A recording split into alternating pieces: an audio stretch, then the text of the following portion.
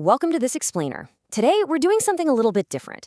We are taking the ancient, profound vows of the Bodhisattva path and turning them into a bold, kind of rebellious cheat code for winning the absolutely chaotic game of modern life. Usually when we think of ancient philosophical texts like the Bodhicharyavatara, we picture dusty old books and super quiet monasteries. But what if we looked at it from a totally different angle? What if this text is actually the ultimate strategy guide for navigating the absolute hardest levels of your daily life? I'm talking about your stressful job, your tricky family dynamics, and your social circles. Today, we're taking these timeless concepts and applying them directly to your modern reality. Seriously, think about your daily grind for a second. Are you just tired of losing the workplace game to constant burnout and frustration? Because, let's be honest, the standard way we play life, where we focus entirely on our own egos, try to grab every single reward for ourselves, and fight off anyone who gets in our way, it almost always leads straight to a game-over screen of total exhaustion. It's an unwinnable strategy. But the source text we're exploring today offers a completely rebellious alternative. What if the real secret to winning isn't playing for yourself, but playing entirely for others? Let's find out how that actually works. All right, let's jump straight into level 1, the ultimate altruistic cheat code. We're rewiring your player mindset.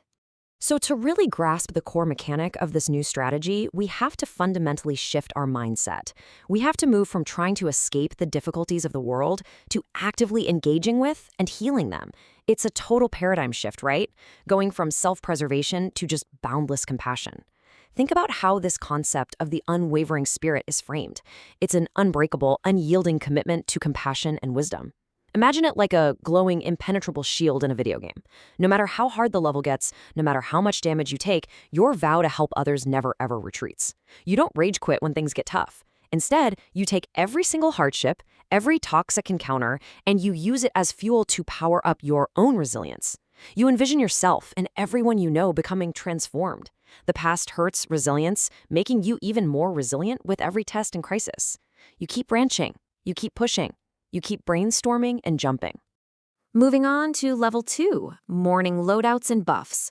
Time to equip your daily gear. Listen, you wouldn't just walk into a final boss fight without your best gear equipped, right?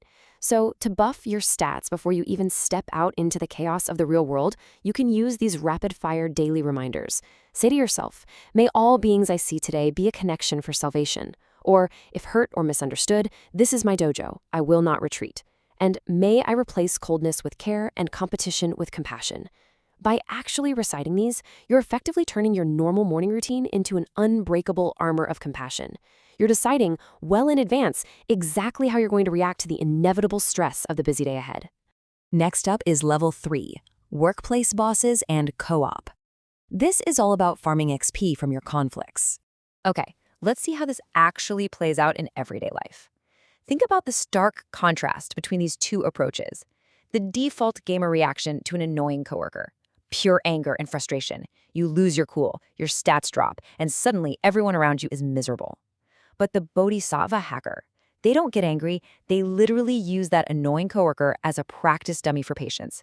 You actually look at the person driving you crazy and think, wow, thank you for giving me the opportunity to practice my tolerance right now. You actively wish them peace, and in doing so, you completely neutralize their negative effect on you. It's brilliant. Secondly, how about when you're hurt or misunderstood at work? The standard reaction is instantly getting super defensive, right? We either want to fight back aggressively or just shut down entirely. But the Bodhisattva hacker reaction? You view that exact conflict as your personal dojo. It's a training ground designed specifically to strengthen your unwavering spirit. You absolutely refuse to retreat into bitterness. Instead, you stand your ground in compassion. And finally, dealing with people making terrible decisions around you. The default reaction is to mock them, roll your eyes, and feel totally superior. But the Bodhisattva hacker takes a very different route. The crucial point here isn't to mock them, but to use your acquired wisdom to illuminate the situation. You act as a guide. You use your own clarity to help break through their confusion, which ends up elevating the whole team instead of just boosting your own ego. All right, let's hit level 4, leveling up in adversity. It's time to change the game environment. So what happens when you hit those inevitable difficulty spikes? How do we survive a major crisis without getting a game over? Well, the answer lies in this incredibly powerful mindset shift. This pain is not an obstacle, it is the cause that helps fulfill my vow. We have to completely reframe adversity.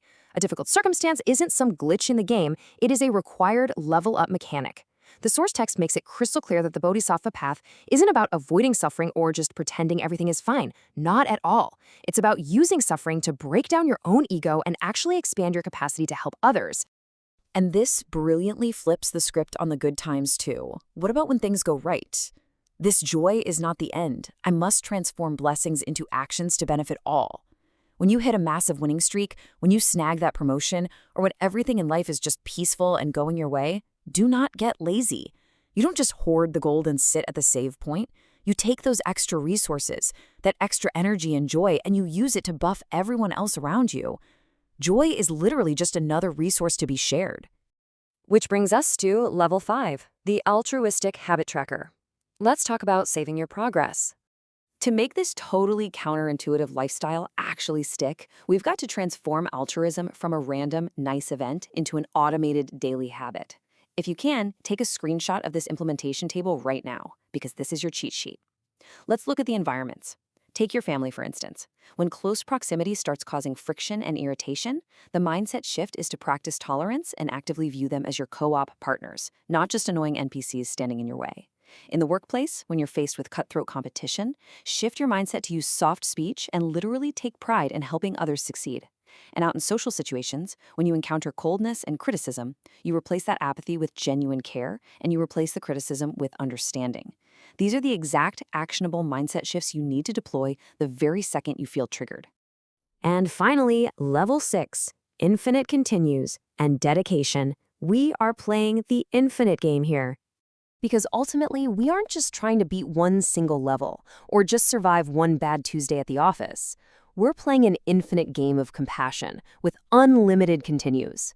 The text offers this truly beautiful dedication for that journey. May my vow be like the void, my actions like the earth, compassion and wisdom walking together, never retreating.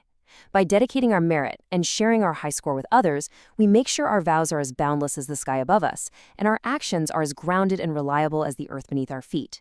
We just keep playing, we keep failing, and we keep continuing, constantly driven by wisdom and compassion.